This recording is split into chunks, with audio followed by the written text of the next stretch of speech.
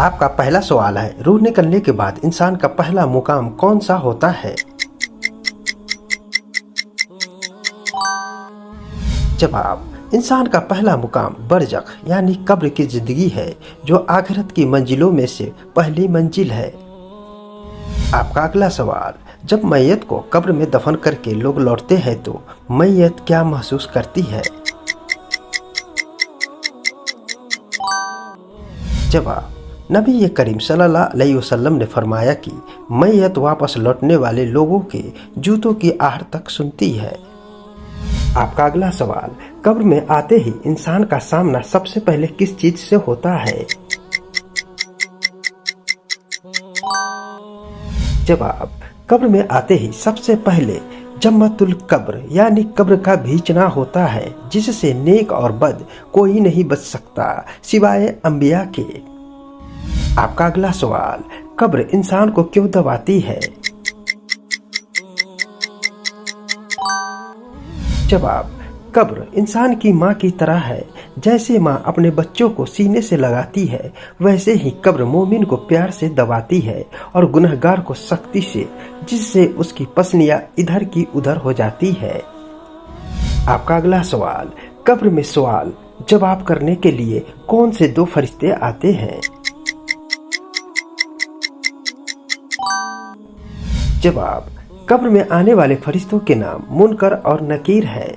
दोस्तों, इसी तरह की इस्लामिक मालूमात के लिए वीडियो को लाइक और चैनल को सब्सक्राइब जरूर करें। आपका अगला सवाल, मुनकर और नकीर की सूरत और शक्ल कैसी होती है? जवाब, वह निहायत डरावनी शक्ल के, काले रंग के और नीली आंखों वाले होते हैं। उनकी आवाज बिजली की करक जैसी और आंखें सुलगती आग जैसी होती है। आपका अगला सवाल, कब्र में पूछा जाने वाला पहला सवाल क्या है?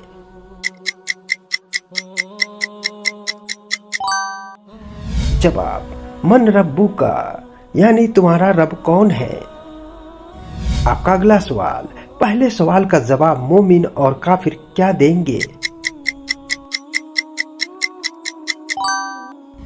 जवाब, मोमिन कहेगा रबी अल्लाह, मेरा रब अल्लाह है। काफिर कहेगा हाय अफसोस, मैं नहीं जानता। आपका अगला सवाल, कब्र में पूछा जाने वाला दूसरा सवाल क्या है? जवाब, माँ दीनू का, तुम्हारा दीन क्या है? आपका अगला सवाल, दूसरे सवाल का जवाब क्या होगा? जवाब, मोमिन कहेगा दीन इस्लाम, मेरा दीन इस्लाम है। गुनहगार या काफिर कहेगा मुझे नहीं मालूम। आपका अगला सवाल, तीसरा सवाल किस हस्ती के बारे में होता है? जवाब, हुजूर अकरम सल्लल्लाहु अलैहि वसल्लम की नूरानी सूरत दिखाकर पूछा जाता है, मा कुंत तकुलु फी हजरत रसूल, तुम इस शख्स के बारे में क्या कहते थे? आपका अगला सवाल, तीसरे सवाल पर मोमिन का जवाब क्या होता है? जवाब, मोमिन फौरन पहचान कर कहेगा यह अल्लाह के रसूल मोहम्मद सल्लल्लाहु अलैहि वसल्लम है। आपका अगला सवाल, जो इंसान तीनों सवालों के सही जवाब दे दे उसके लिए क्या ऐलान होता है?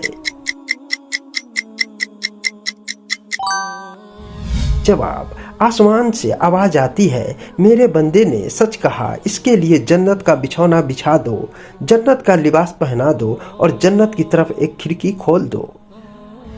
आपका अगला सवाल, जो इन सवालों के जवाब न दे सके उसके साथ क्या सलूक होता है? जवाब, उसके लिए दोज़ख का बिछौना बिछा दिया जाता है और जहन्नम की तरफ खिड़की खोल दी जाती है, जिससे वहां की गर्म हवा और लपटें आती रहे। आपका अगला सवाल, पहली रात कब्र का माहौल मोमिन के लिए कैसा हो जाता है? जवाब, मोमिन के लिए उसकी कब्र को 70 हाथ चौड़ा और रोशन कर दिया जाता है और उससे कहा जाता है कि तुम ऐसे सो जाओ जैसे दुल्हन सोती है। आपका अगला सवाल, गुनहगार की कब्र में कौन से अजाब के जानवर मुकर्रर किए जाते हैं? जवाब, तिन्नी, जहरीले सांप और बिच्छू मुकर्रर कर दिए जाते हैं, जो इतने जहरीले होते हैं कि अगर जमीन पर फूंक मार दे तो क़यामत तक घास न उगे। आपका अगला सवाल, क्या पहली रात कब्र में मुर्दे पर हथौड़े से वार किया जाता है? जवाब, जी हाँ। अहादीस के मुताबिक गुनहगार और काफिर को फरिश्ते लोहे के भारी हथौड़े से मारते हैं, जिससे वह चीखता है और उसकी चीख इंसानों और जिन्नात के अलावा हर मखलूक सुनती है। आपका अगला सवाल, कब्र की पहली रात में अजाब से बचाने वाली सूरत कौन सी है? जवाब, सूरह अल मुल्क। जो शख्स हर रात इसकी तिलावत करता है, यह सूरत कब्र में उनकी सिफारिश करती है और अजाब से बचाती है। आपका अगला सवाल, 24 घंटे के अंदर मैयत के लिए सबसे ज्यादा फायदेमंद चीज क्या होती है? जवाब, दफन के बाद मैयत के लिए मगफिरत की दुआ करना और इसाले सवाब यानी सदका कुरान खानी करना मैयत के लिए सबसे बड़ी राहत का सबब बनता है। आपका अगला सवाल, वो 7 जगह कौन सा है जहां इंसान बिस्मिल्लाह पढ़ ले तो काफिर हो जाता है?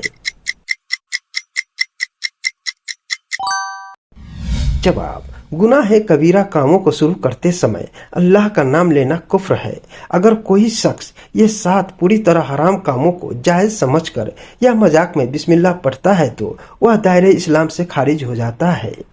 पहला, शराब या कोई भी नशा पीते समय। दूसरा, जिना की शुरुआत करते समय। तीसरा, चोरी या डकैती करते समय। चौथा, जुआ खेलते समय। पांचवा, रिश्वत लेते या देते समय। छठा, किसी का नाहक कत्ल करते समय। सातवां, सूद का लेन देन करते समय। फातवा आलमगीरी और दुर्र मुख्तार के मुताबिक हराम ए कतई यानी जो पूरी तरह हराम हो को हलाल समझकर या मजाक उड़ाने के लिए बिस्मिल्लाह कहना कुफ्र है। दोस्तों, इसी तरह की इस्लामिक मालूमात के लिए वीडियो को लाइक और चैनल को सब्सक्राइब जरूर करें।